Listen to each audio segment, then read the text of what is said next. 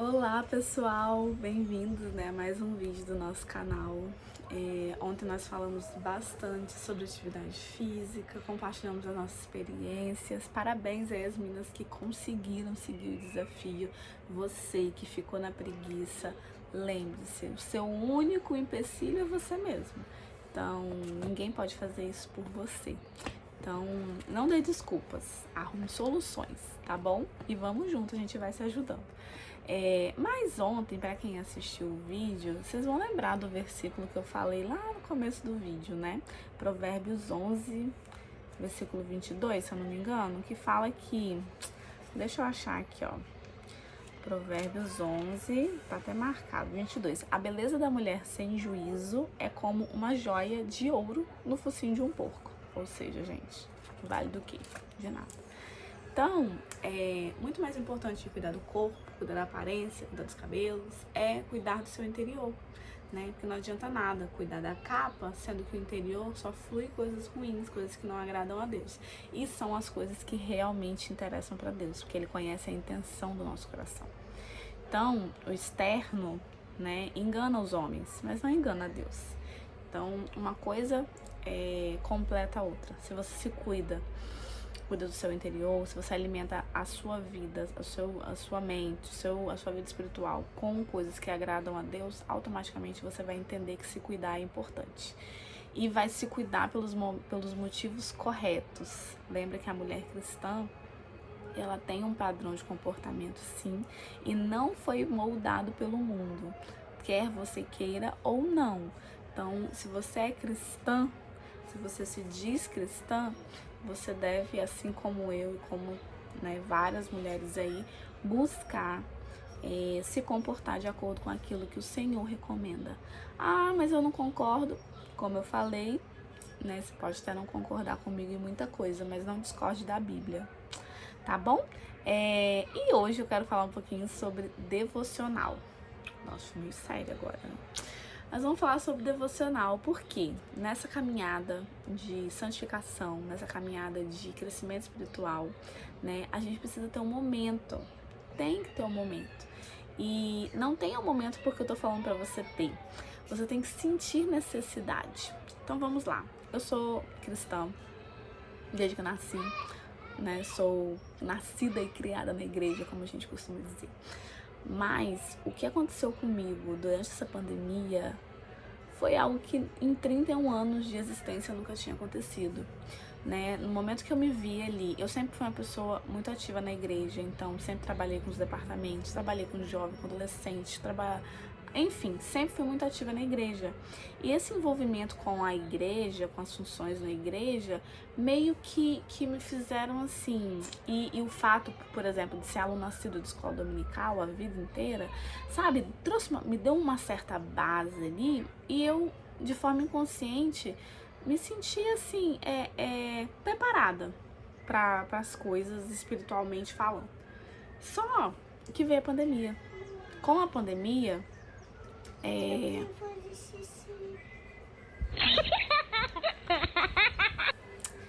continuando. Então, criança, gente, quem tem criança em casa é assim, né? Então, assim, o que aconteceu comigo nessa pandemia foi que eu me vi dentro de casa, principalmente no começo, né, que a gente estava bem receoso, não sabia bem que a doença era essa, então ficamos mais dentro de casa.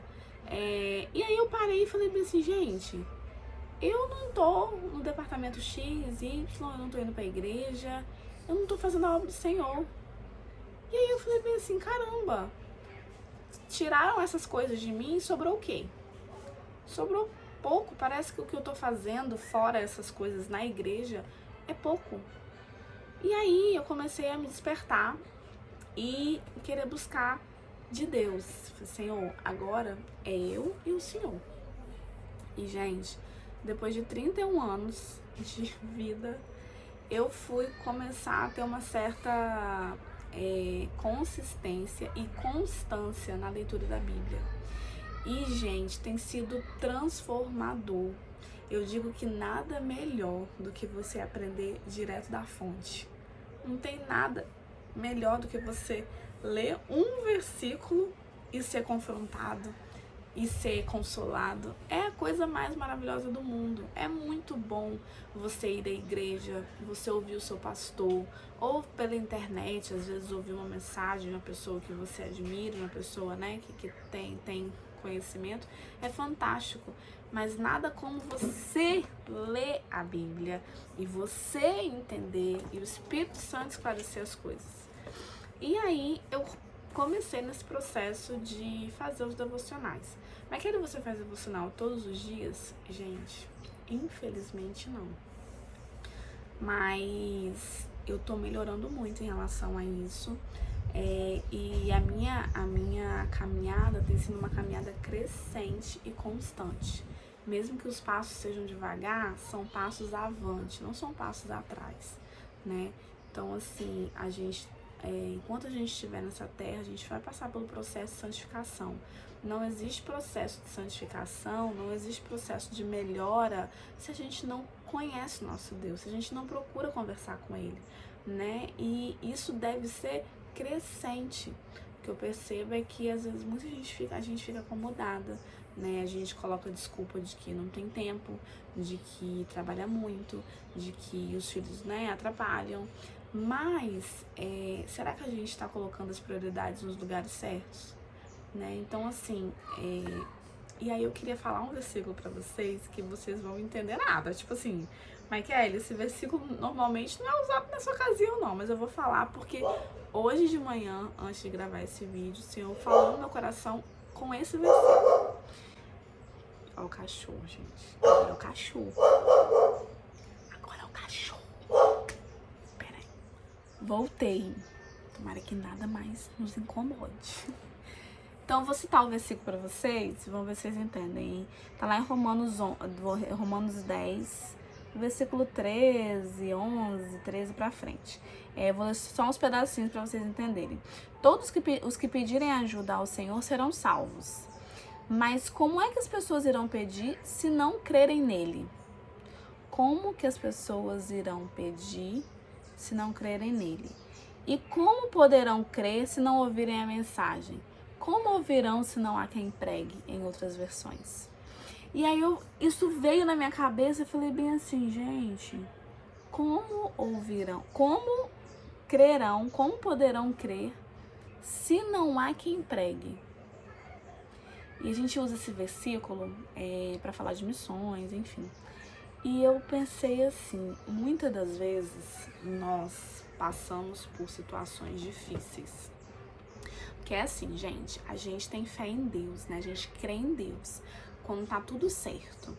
Quando o negócio começa a apertar, né? Aí vem uma pandemia, nós fica tudo desesperado. E aí? Aí parece que toda a nossa fé foi embora. Na verdade, ela não foi embora, ela nunca esteve ali. E aí eu fiquei pensando, como crer se você não conhece? Como poderão crer se não ouviram a mensagem? Como que você vai crer? Como que a sua fé vai ser firme se você não lê a mensagem? É uma coisa lógica. Quando a gente namora, a gente quer o quê? Conhecer. É um período o quê? De conhecer a pessoa. E quanto mais a gente conhece, né, mais a gente se envolve, ou não, em alguns casos, mas mais a gente se envolve, mais a gente entende o comportamento da pessoa, depois a gente casa e vai melhorando, e vai, né, administrando as coisas. Com o Senhor da mesma forma. Não tem como a gente ter fé em algo que a gente não conhece. Ah, mas eu tenho fé, Michael. Sim, a gente tem uma fé que é meio uma fé coletiva, entendeu? É o lado mais correto, é o lado da fé, é o lado de Jesus Cristo, beleza. Mas na prática, nós andamos ansiosos quando a Bíblia diz que não é para andar ansioso com coisa alguma. Nós andamos preocupados. Nós andamos batendo cabeça para um lado e para o outro, sem saber o que fazer da nossa vida. Por quê? Simples. que a gente não conhece os planos de Deus para nós. E pra mim isso é muito forte, porque eu vi que eu perdi muito tempo. Hoje eu tenho 3 filhas e hoje eu não tenho, eu tenho que dividir o meu tempo com elas, com o cuidado com elas, com a atenção a elas. E quando eu me imagino, antes delas nascerem, antes de eu casar, quanto tempo eu tinha para aprender essa palavra. E eu me dava por satisfeita, porque eu estava na igreja o tempo inteiro, ouvindo o pastor, até, né, dando uma aula de escola dominical, e aí você para, estuda a Bíblia e tal. Mas sabe, aquela coisa rasa, aquela coisa que no fundo é sem graça. E essa pandemia me transformou de um jeito que talvez seja muita audácia minha falar, mas hoje eu entendo Deus de uma forma que não tem nada nesse mundo que me faria sair dos caminhos dele. Eu tenho visto muita gente dar a volta para trás no caminho. Caminha com Jesus, anda com ele, ouve falar, vê milagre, mas em algum momento da vida joga tudo isso pro ar. E eu fico me perguntando, como? Michele, são as aflições, né? Eu me frustrei muito com as lideranças da igreja. Michele, meu marido não me ajuda. E aí eu olho essas coisas e tantas outras desculpas que o ser humano inventa, justificativa que o ser humano inventa para abandonar o Senhor e caminhar por um caminho completamente contrário àquele ali. Eu fico me perguntando, como que uma pessoa que conheceu o Senhor, como que uma pessoa que entendeu que é totalmente dependente dele, como que uma pessoa dessa sai fora?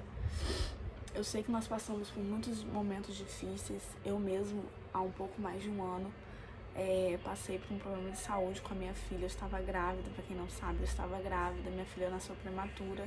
Eu tive pré-eclâmpsia. E eu me vi num momento que eu falei, Senhor, agora é contigo. Não tem mais o que eu fazer. Sabia dos riscos que eu tinha e em um momento eu falei assim, Senhor, eu não quero ser mais uma estatística. Eu não quero virar uma estatística. Eu tenho muito para fazer ainda, eu tenho muito para aprender.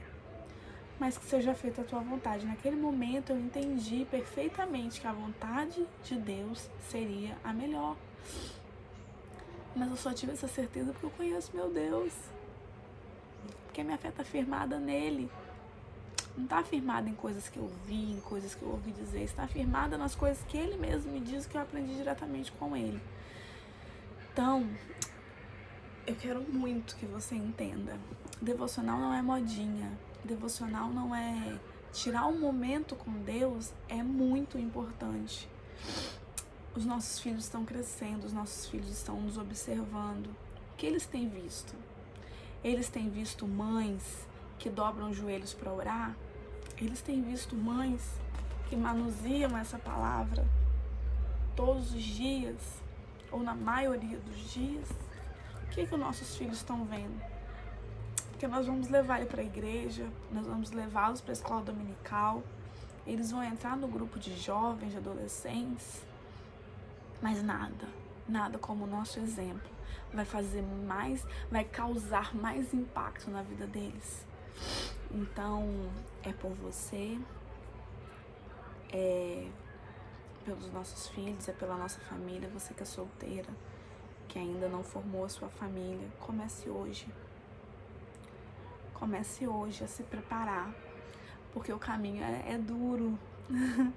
Tem o seu bônus, mas tem o seu ônus, tem o seu sacrifício. E quanto antes você começar a se preparar, melhor. E aí, gente, se eu posso falar melhor o coração de vocês.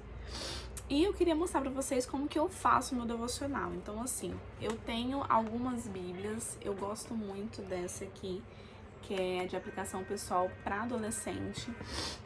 Eu comprei ela na época que eu trabalhava com adolescente, e a linguagem dela é uma linguagem mais atual, então eu consigo entender melhor os versículos. Mas eu tenho também a Bíblia de aplicação pessoal, tem ótimos esboços para devocionais mesmo.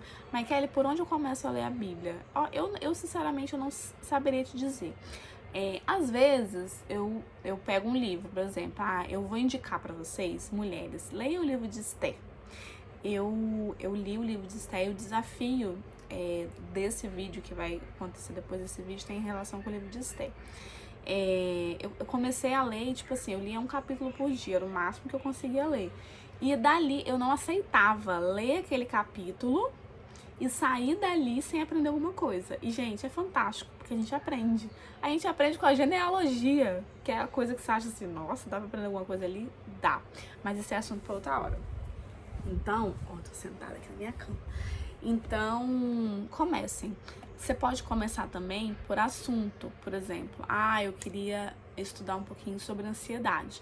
Joga no Google lá, versículos sobre ansiedade. Aí você pega, vai lá na Bíblia e lê todo o contexto que está ao redor daquele versículo, entendeu? E aí, para poder gravar bem, o que eu faço, gente? Eu tenho a minha Bíblia, essa daqui no caso, ela é toda marcada, tá vendo?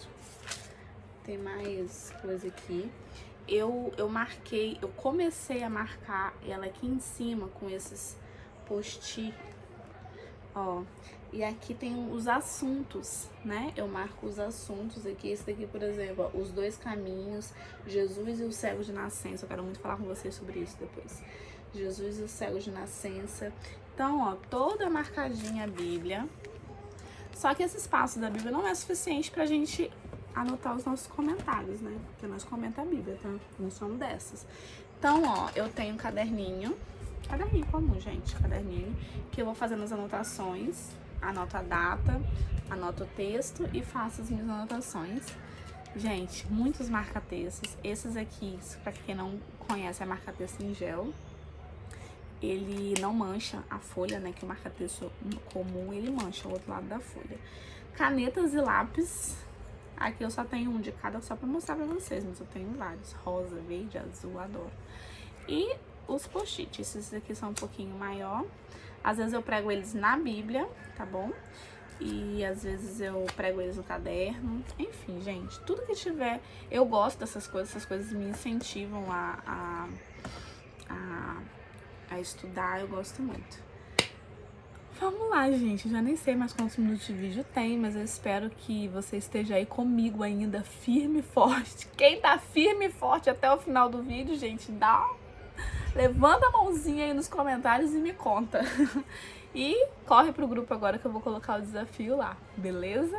Um abraço, estou amando participar do grupo, ainda tem muito por vir. Vamos falar sobre empreendedorismo, vamos falar sobre moda, vamos falar sobre desafio. Ai, gente, tem muita coisa boa, então fica por aí e a gente se encontra lá no grupo agora. Um abraço.